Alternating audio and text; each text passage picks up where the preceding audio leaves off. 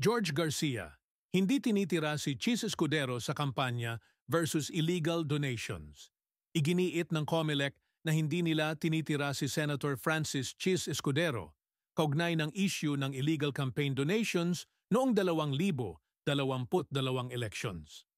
Ayon kay Poll Chief George Garcia, si Escudero lamang ang unang naimbestigahan dahil parehong umamin ang senador at ang kontraktor na si Lawrence Lubiano ng Centerways Construction tungkol sa 30 milyong piso donasyon.